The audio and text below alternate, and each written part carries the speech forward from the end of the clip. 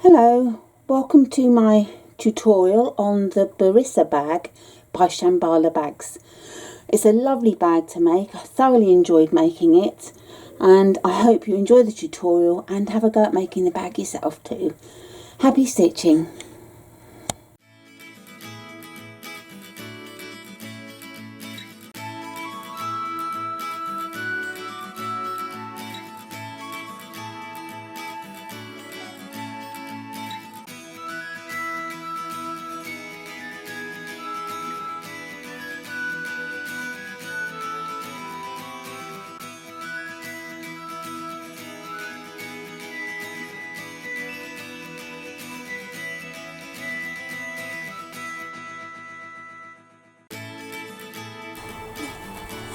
So to start with, I just thought I'd give a brief overview. These are the pattern pieces I made. If you're interested to see how I do my pattern pieces, I have a tutorial on my channel, so do please take a look. But I basically laminate them. There's very few pieces for this pattern, which is quite nice. We've got the main exterior pattern piece and the lining, and then we've got the contrast band and the bottom piece, plus the connectors, and we have the two for one for woven and one for vinyl. So they're pattern pieces, and I've got my pattern or pieces cut out. I've got my lining pieces here with the lining panels, the bottom piece and the zip pocket. And then I've got my fabric for the exterior, which, yes, I know it's very loud, but this bag is big and I think it can cope with this fabric. I really do. And it's bright and cheery, it's love and peace. So I chose it for this purpose. So I've got the main panels, exterior panels, and I've also cut a piece for a slip pocket on the inside, which isn't part of the pattern, but I'm adding it independently. And then I've got the contrast fabric. These are the lining contrast bands, the exterior bottom, the zipper facing, and the connectors. Now, I wasn't going to do the connectors. I was going to add metal connectors, which I like to use, but some of you may not really get to grips with the connectors, so I thought I'll show you and I'll add these instead. I've also made a tassel ready, which I like to do, and then my straps. Now the pattern calls for 4-inch wide strips. I'm doing different straps to the pattern. These are the way I do my straps. I've got again a tutorial on my YouTube channel. It talks about extendable straps, but you can apply this to normal straps as well that aren't extendable, but it just makes for a neater finish on the ends. So I've cut my fabrics. I have 2-inch wide strips, and half are in the exterior fabric and half in the contrasting vinyl. And then of course I've got my foam pieces, which are my exterior panels and the bottom panel. So that's all my materials, and then I've got my hardware ready, which are the 4 rectangles for the connectors. I'm using a Handmade Label, which I add some vinyl onto, my magnetic snaps and rivets that we need for the connectors. So they're all ready to go. So I shall start first, and when we come back I will be starting with the connectors. So just to show you, I normally use Gutterman HT2 glue for my sewing, but with vinyl it tends to burn the vinyl, and what happens is that when you sort of lay it on, it burns the marks of the lines of glue through. so it can't be used with vinyl. So I've used the Aleene's leather and suede glue, which I got from Amazon, which is very good. And this is for leather and suede and vinyl. And it's more like a contact adhesive, whereas Gutterman you can just put on one side, put together, and it dries in 15-20 minutes. This I put on both sides and then just leave for a couple of minutes for it to get a little bit tacky, then put together. But it takes a bit longer to dry. I tend to leave it for a couple of hours to make sure it's really dry.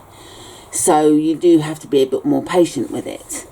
And what I do to put it on, I just put it in zigzag lines across. And I used to have those little glue sticks that we probably used at school, the little rubber things, but I couldn't find them. So I just use an old store card that's expired. And I just spread it on evenly, like so. And I put it on both sides, so that then when they go a little bit tacky, then on contact they stick together. And that's why you have to put it on both sides, not just the one.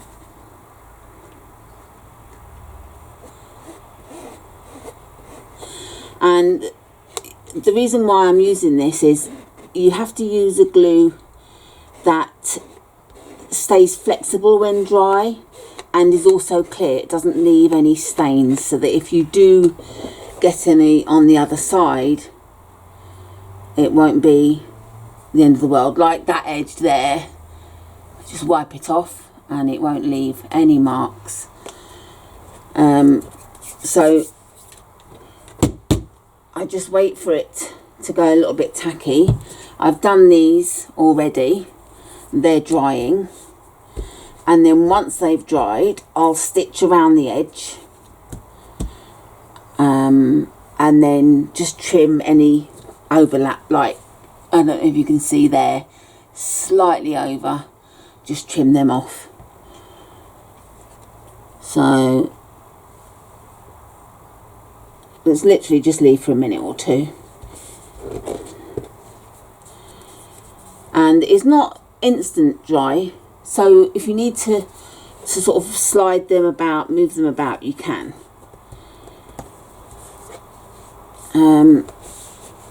So that's how easy it is to make the connectors, and I shall leave them aside to dry. And what I will do next is to base stitch the foam to the panels in large stitches. My stitches go up to 6mm, and I will do that so that then I can snip the excess foam out of the seams when we've stitched them together. So I'm going to do the foam and then I shall return.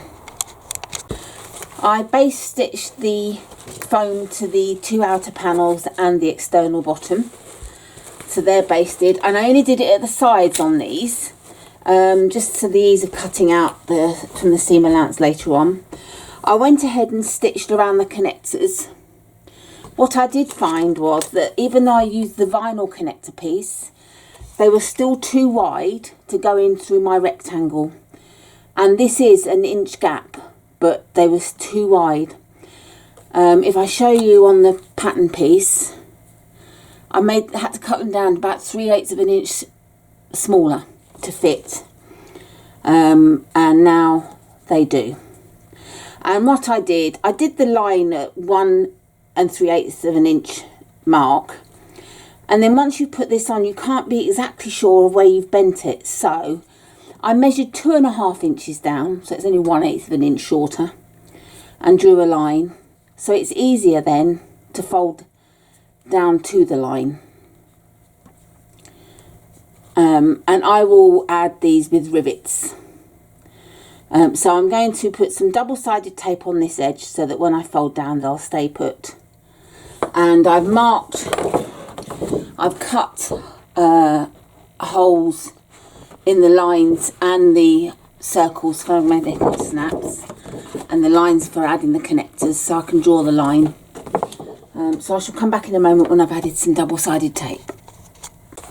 I went ahead and added the connectors to one panel, and I'll just show you how I did that. And as I said, I cut out the slits there to make the marks and laid it on the panel piece and drew with my invisible or disappearing ink pen, shall I say. And I also marked for the magnetic snaps whilst I was there. So you can see the line that I've drawn. And then I get the connector and I lay the top of it in line with the line I've drawn. And I've put double-sided tape on the reverse down there to keep it in place. And then you need to measure and mark for where you want your rivets to go. And I chose to mark 3/8 of an inch up from the bottom edge, and equally 3/8 of an inch in from the side. Yeah, and then 5/8 of an inch from the top, and in the middle.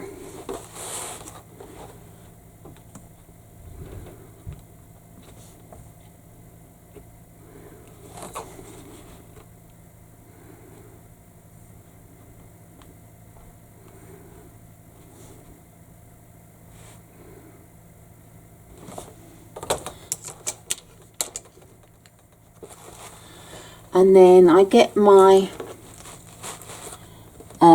twist punch, or whatever punch you're using, to put the holes all the way through all the layers.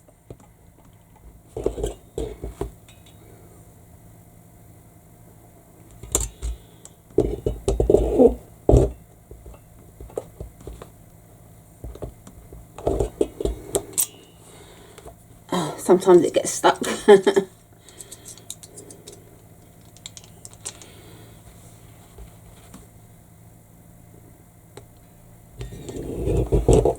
And I did check and feel for, bearing in mind that I had the edge of the rectangle. I get my green machine that I cannot do without. Absolutely hopeless adding rivets with the hand tool.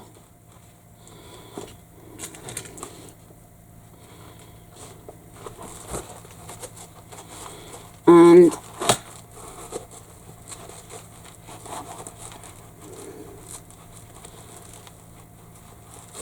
I find the holes through the foam eventually.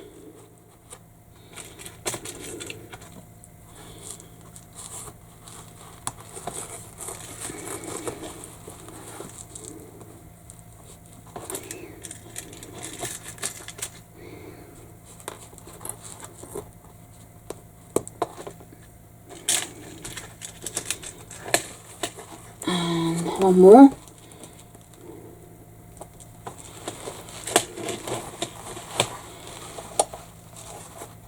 And then I make sure that I've got it sat centrally on.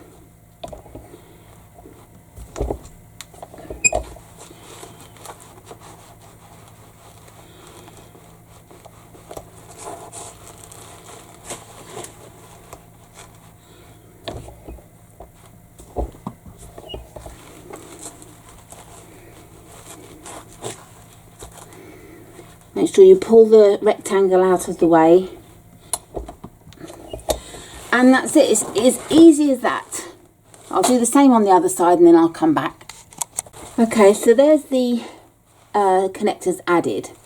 Then I went ahead to add my handmade label. And I used the pattern piece to mark it. But once I marked it, it was a little higher than I wanted it to be. So I just moved it down a little. And as I used heat disappearing ink, I can just iron that away. I used a vinyl piece of fabric first because I just think it frames it nicely. So you just cut it a bit bigger, sew around it, and then cut through. And I've cut some Peltex and glued it to the back to protect the lining from feeling. And I've heated my iron up, and I'm just removing the ink marks that we made on the panels for the rectangles also. So that's those pieces done, and the next part we're going to be making the folds. Now I'm going to show you how to get this shape for the bag. And we get our pattern piece, and on the pattern you'll see red lines, and if you put them on top of your panel and mark all the lines all the way along and on the other side, and once you've done that, you then pinch at the middle line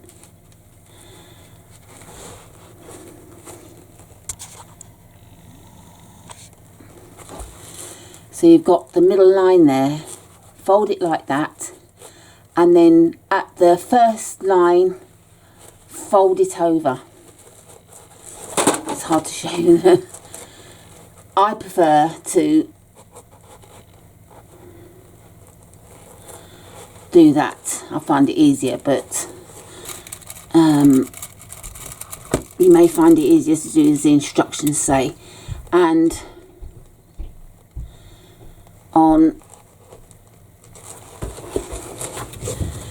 on the left side of the bag, the pleats go out that way, and on the right side they go the opposite way. I'm just going to do all of these and to come back and show you.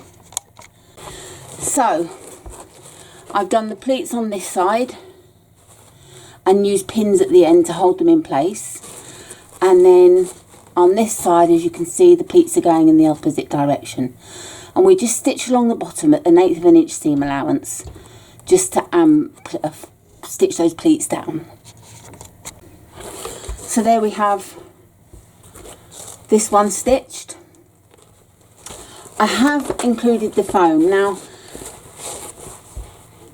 I will trim the excess out of the seam allowance when it comes to it, but I have stitched it with the foam because the foam being shaped this way helps shape the bag. And then what we need to do is stitch the panels right sides together down the sides, just stitching down the sides at 1/4 of an inch seam allowance. Once you've stitched the sides, trim the foam out of the seam allowance just to remove the bulk, and then mark the center points of your bag,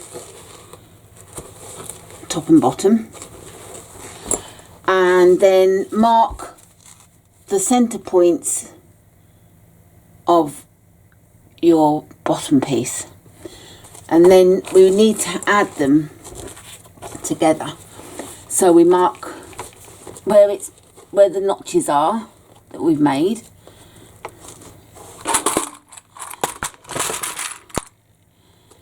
just put them together, and do that with all 4 points, just to make sure that it's all spaced equally. Open up the seam. Sorry, that's not in shot, I do apologise. So open up the seam,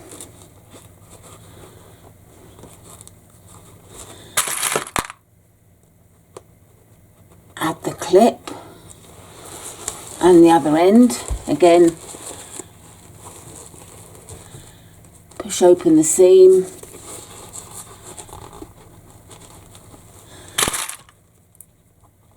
And then I have done a video tutorial on using a micro stitch gun or a staple gun or stapler to help you with stitching curves.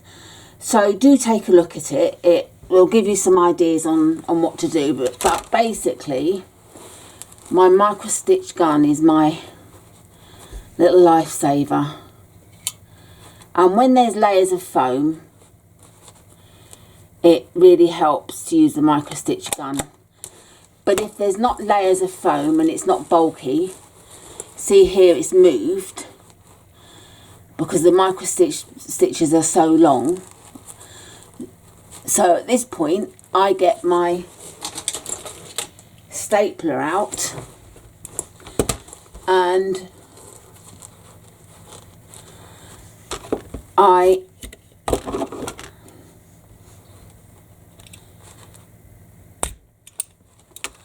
put a staple in right near the edge so it's easy to remove and it doesn't mark anything. And this will be free from the stitching, so we won't stitch anything. I'll go around and I'll come back and show you it before I stitch. So there we have it. I've stapled it all the way around, and these staples will easily be removed with the staple remover. I can show you.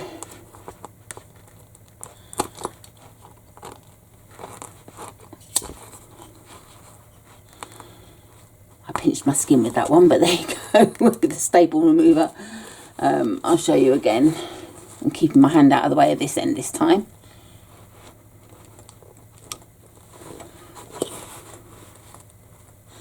Very hard to do when it's away from me. I normally do it right in front. There it was, easy to remove. So that's how easy it is to remove them. When it's closer to you, it's easier to do. So now we're going to stitch all the way around at 1/4 inch seam allowance. Okay, so I've stitched around. I've removed the excess foam from the seam allowance. This will give a neater finish on the outside. And then I've cut notches in the curves to help with curving it. I also want to just say that if you've used staples, you saw that my staples were very close to the edge. If when you're sewing it looks like you might hit a staple, please don't take the chance. You could not only break your needle but damage your machine, and it could cost you hundreds to repair. So if you're going to hit a staple, backstitch to lock your stitches and then remove the staple and then continue sewing. Please don't take a chance that it will be okay. So with having said that, we now need to turn our bag right side out. I always get excited at these points to see how it looks. And just push her out. Get rid of loose threads.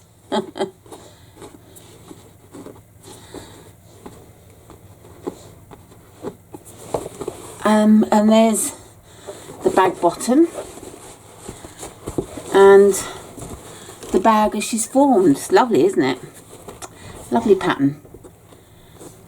So I shall carry on tidying up these loose threads that are poking out, and then we'll come back to do the next stage. Now we're moving on to the lining. You need to get a lining panel and the contrasting lining band and put them right sides together with the straight edge of the band and stitch across at 1/4 inch seam allowance. Once we've stitched them together, we open up and then we top stitch along the lining side, making sure the seam's facing down. Now we need to mark for our magnetic snap. Earlier on I said the grommet marks we made on the main was the magnetic snaps. It was for the grommets, which I did correct.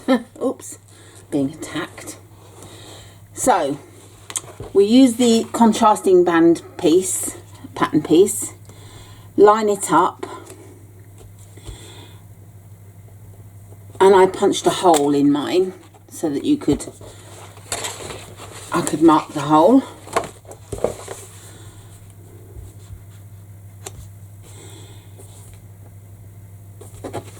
Like so. And I'll get the washer.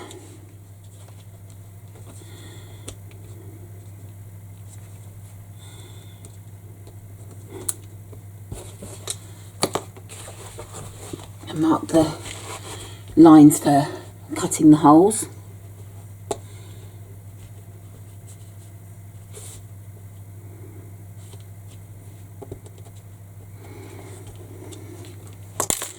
And then I like to use my craft knife. You can use a seam ripper.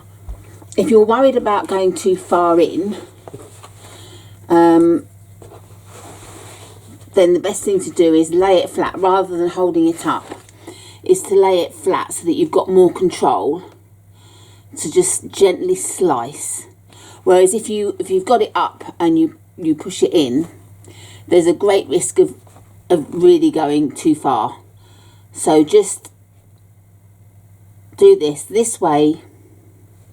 You do have much better control of the craft knife than you would, yeah, I did go through, than you would if you were holding it in the air. And push the female into one side and the male into the other side. And I like to open mine out because I find that I used to fold them in and then they'd be bulky because they'd be crossing over like so, and it would just give a bulky feel. And I always put some Peltex on the back to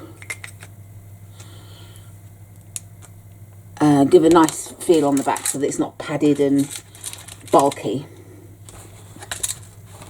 I nearly added 2 male snaps then. All the rivets and everything I've got in the pot was sticking to it.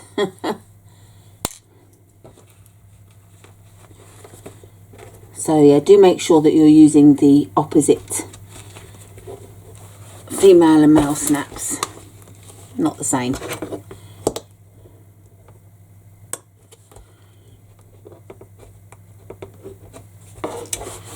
And so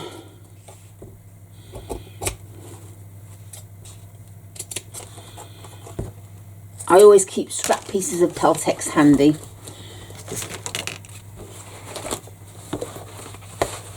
And rather than iron it on, because I'm using vinyl, I glue it on with my Gutterman HT2 glue, which takes no time at all to dry.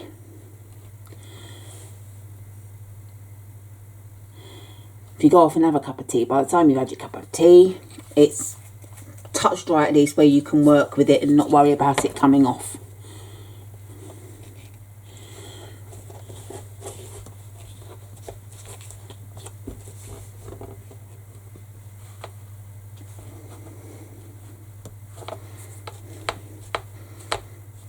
You could use foam, fleece, whatever you've got to hand really, that will stop you feeling that metal through the lining side or the other side.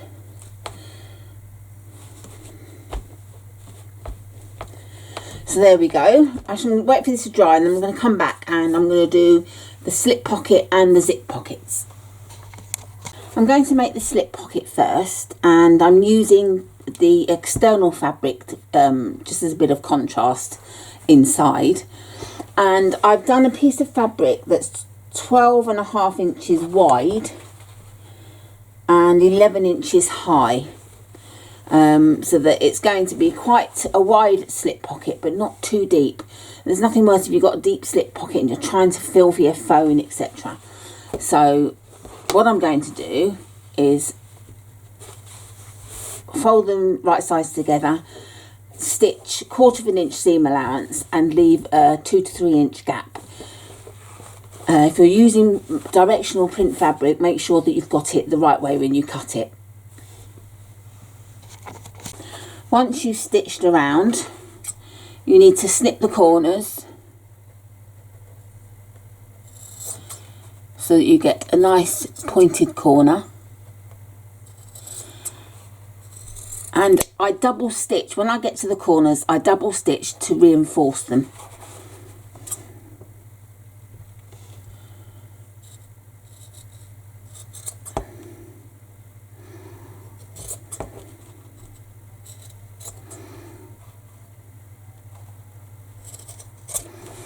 And then we turn it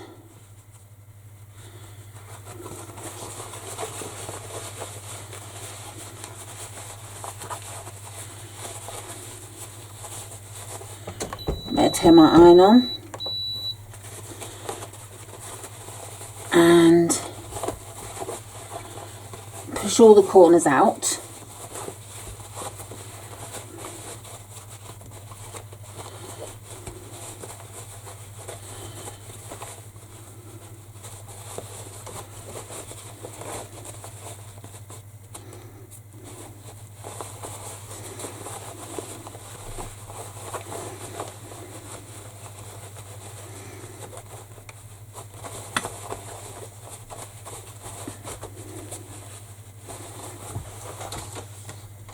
And I like to use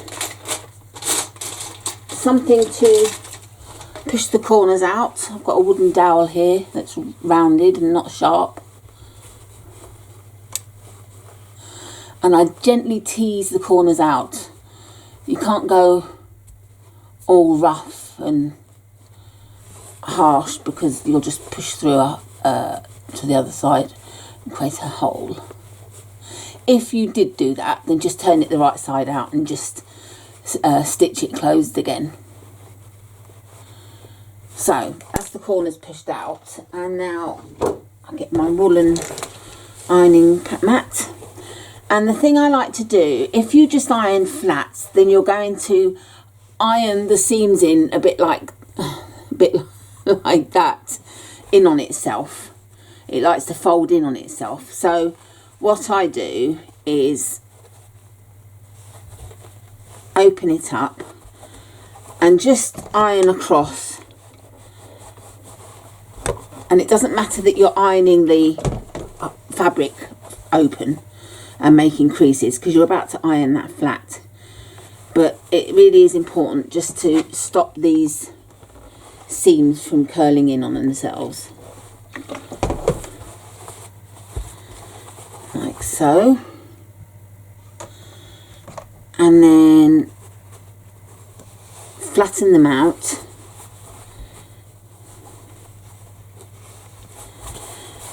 It never seems to do it on the bottom, and I don't know why. It never has happened with me on the bottom, so I don't need to worry about that.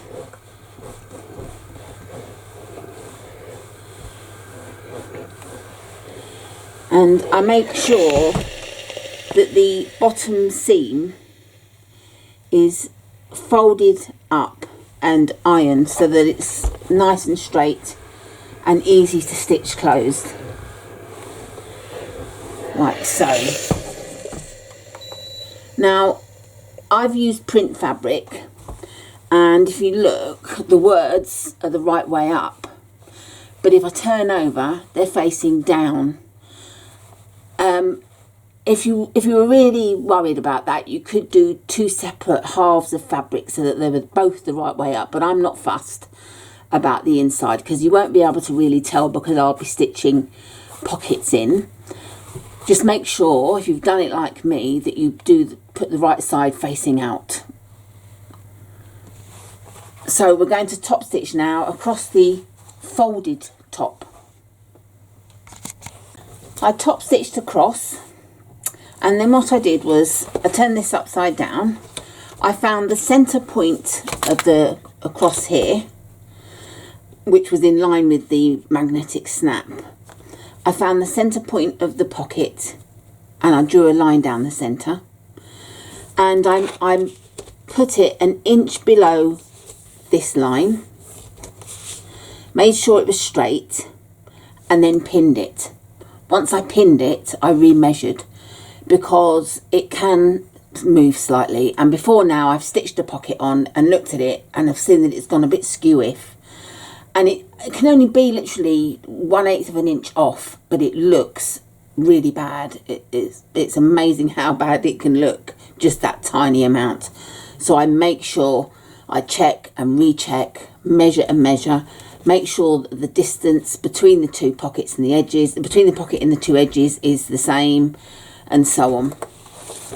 And what I do is, because it's a wide slip pocket, I like to do a pocket in the centre or just slightly off centre for pens or one of those long lipsticks. And I've done it 1.5 inches wide, and it will hold a couple of pens easily. And then I've got the narrower side, which is great for a mobile phone, and then a wider side, which is handy for anything else you want. Your makeup mirror, and a notebook, anything like that. So it's nice to do the different sizes. So my pocket now measures 11.5 inches wide. If you remember, we started off with it being 12 inches wide, which makes for the 1/4 inch seam allowance. And so I've got the widest pocket is 5 3/4 inch. Then the pen pocket is 1.5 inches. And then the mobile phone pocket, or whatever you want to use it for, is a 4 1/4 inches. I'm going to now stitch around the pocket, sealing the open end, and then stitch the 2 lines in the pocket as well. So I've stitched around, and just a note, when you're stitching these lines, start at the bottom and go to the top, because if you start at the top and go to the bottom, you may find you've got extra fabric at the bottom, and then it will gather and pucker. And then I've just ironed over the lines to remove the ink pen, and I'll just show you. You can easily fit 2 or even 3 pens in the pen pocket, and it's a nice height. That's as far as they'll go down, so you won't lose them.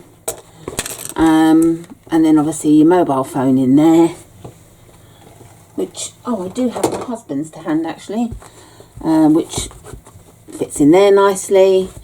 And then the other pocket for whatever you like. So that's the slip pocket added, and now we're going on to the zipper pocket. So what I've done now is I've got my zipper facing piece, and I've drawn a box inside, going 1/2 inch around each edge, so that the box itself is 7 inches long and 1/2 inch high. So we've got a nice rectangle there, and then I've put it 3/4 inch down from this edge with double-sided tape. So now I'm going to stitch around the outer edge.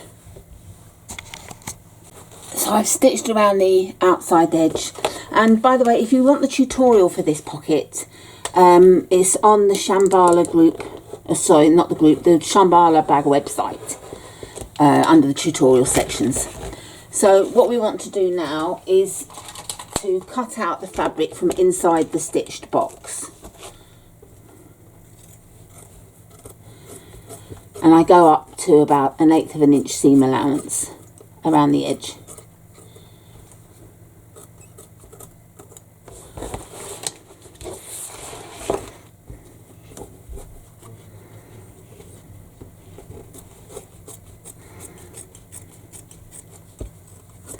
I'm using my Gingham double curved scissors, if you're wondering what they are. I often get asked what I've used in the tutorials.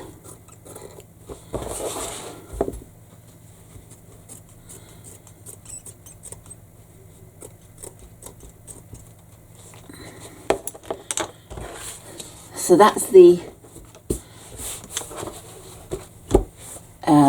box opened up, and then we get our zip,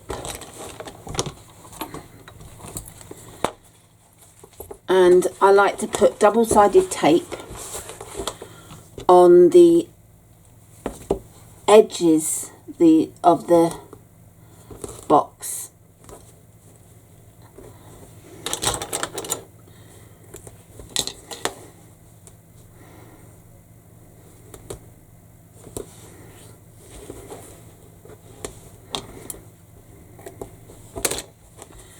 And I only removed one tape to start with, otherwise I get into a hot mess trying to get it all even. And then laying the pocket as evenly as possible.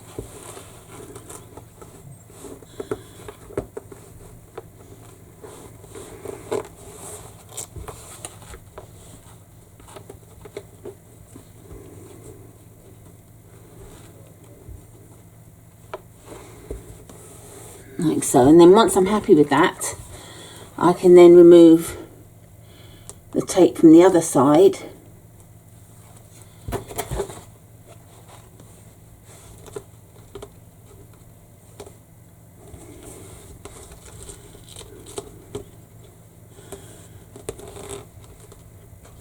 Like so. Then we turn over and we get our pocket piece and we put some double-sided tape along the bottom of the stitched box.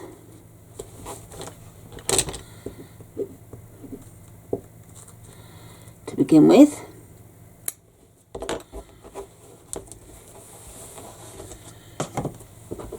And move the backing, and then put the pocket face down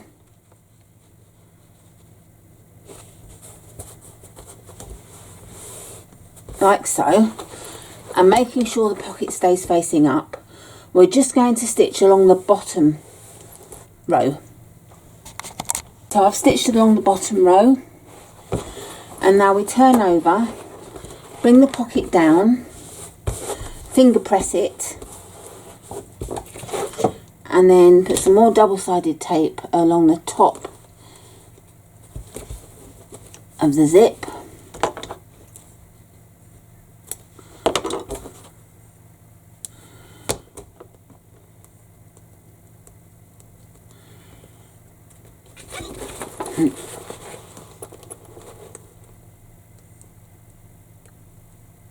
That's it. And fold the pocket up.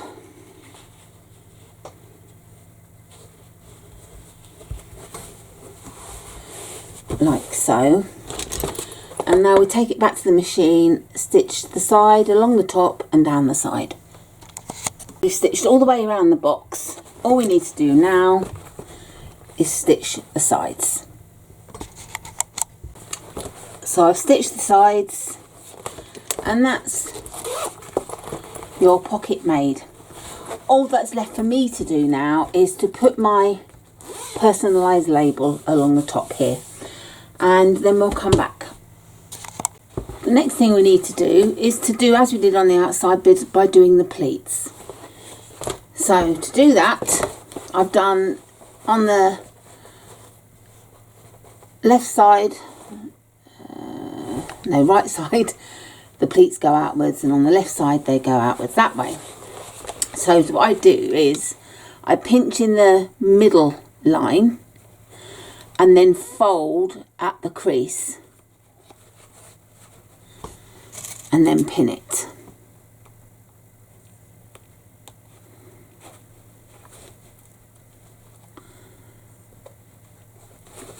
Again, pinch the middle one, fold at the other line and pin. And then we just need to stitch across the bottom at 1/8 of an inch seam allowance. So with both panels prepared, we now need to put them face together, right sides together, and stitch the sides. And I would say that the first place and the most important place to match up, just snip the thread, is where the contrast panel joins the bottom. So making sure that these line up perfectly, because it will be so noticeable if they're not.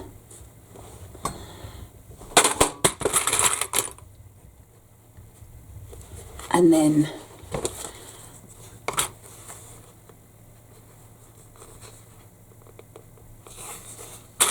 clip here and pin the rest. And we're going to leave a gap of about 5 inches down the side for turning. And also, when we start stitching, we start at quarter of an inch seam allowance and gradually move out to 1/2 inch all the way down to the bottom, and then move back out to 1/4 inch. This is to give a nicer fit. I've now marked the centre points of the lining, and I've also marked the centre points for the bottom, and I'm going to pin the 4 points first and then go round and pin the rest of the pieces together, the panels together. So I was trying to get the centre point there. So pin the 4 points together and then stitch around at 1/4 inch seam allowance. Okay, once you've stitched around the bottom, just check inside to make sure that you're happy, you've caught it all in properly and it all looked neat and you've got no severe puckers. And then we need to put the exterior into the lining. So we want the zip pocket to the back and the front at the front, obviously. And we put the exterior that's right side out into the lining that's wrong side out. And the first thing we do is line up the side seams so that they are matching. It's all these little attention to details that makes a difference to a good bag or a great bag. And obviously you want your bag, even if you're making it for yourself, to look as professional as possible. So also just make sure that your rectangles are facing down so that they don't get in the way of your foot when you're stitching. It will make a big difference.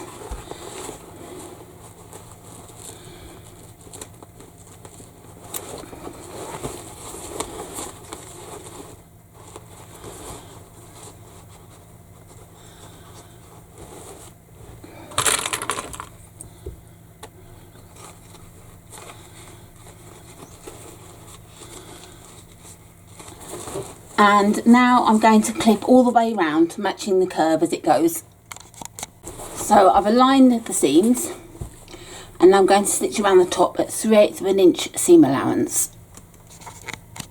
I've stitched all the way around and I've removed the excess foam from the seam allowance, which will give a better finish when we top stitch.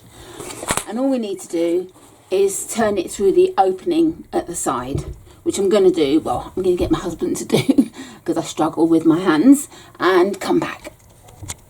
So I've turned it right side out and I've ironed the side on the curve and made sure that when I ironed the other side they were matched up. So you need to make sure that you do iron the curve rather than ironing it straight. And then to help keep it in place when stitching, I use my trusty double-sided tape. And that way it doesn't slip and you don't have the lining overlapping on either side.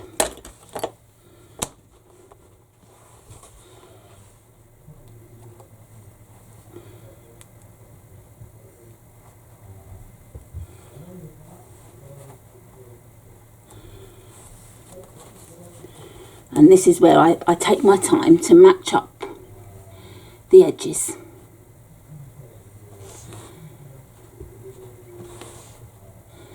It's all these minor attention to details that make the difference with your bag. So it's worth taking the time.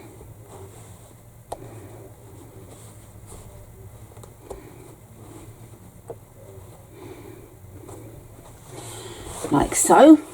And now I'm going to stitch that to make sure it stays closed. So I've stitched it closed. I'm happy with the result. And now we need to poke the bag lining down into the exterior. Just pulling out pieces of loose thread.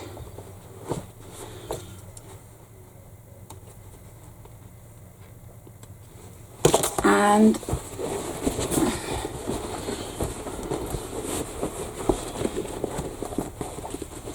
push it into all the curves and so on.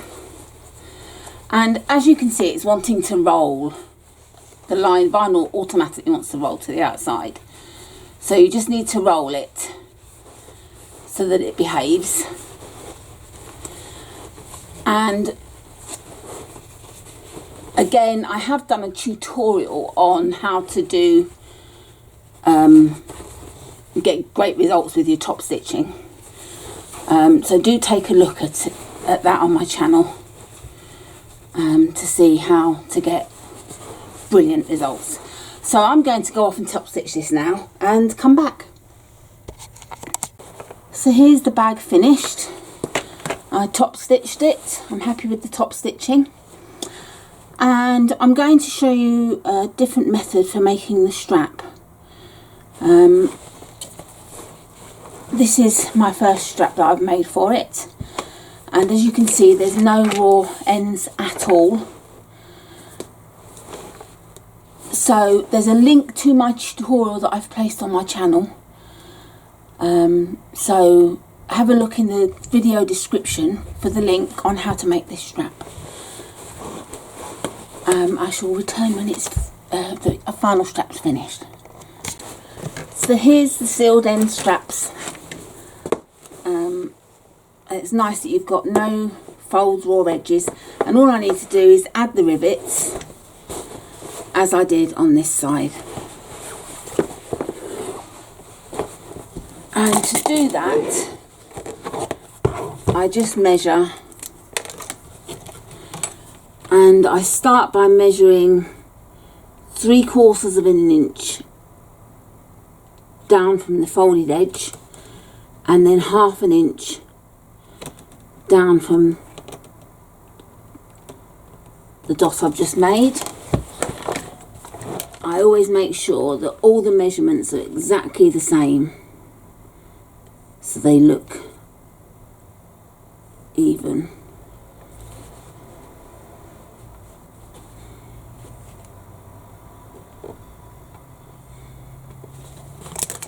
And I use my twist punch, screw punch,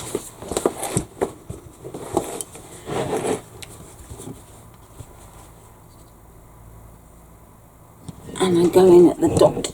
Now, if you want to, you could reinforce this part of the strap with Peltex, etc., but I don't need to. It will be fine as it is.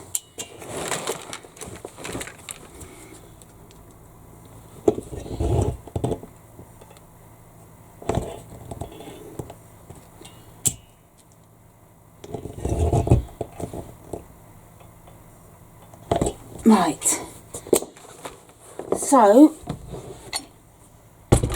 get the green machine and some rivets. I'm using slightly shorter posts on these rivets than normal. They're 8mm in length. No, I beg your pardon, they're 6mm in length.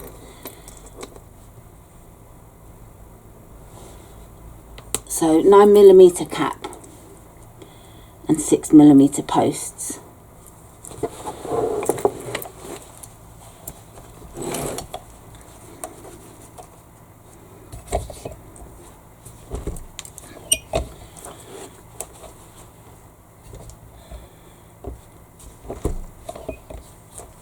That's them added, and then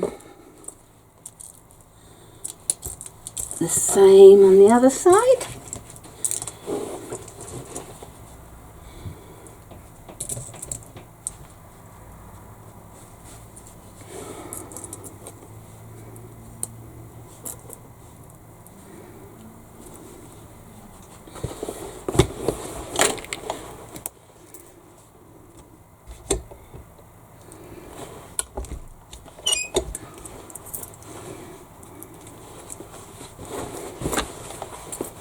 final one. Ooh.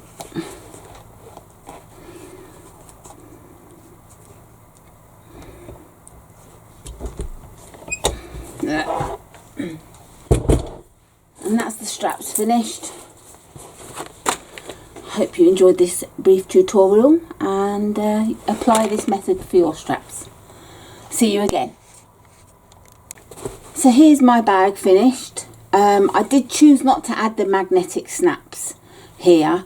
I like the shape of this bag, and I didn't want the option of folding them in like so. I just really like this shape.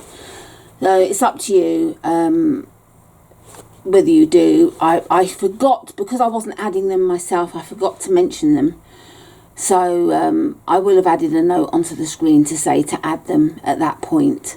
I did mark for them, then I decided not to add them. That's artistic license for you. Anyway, I hope you enjoyed the tutorial, and I'll see you another time. Happy stitching.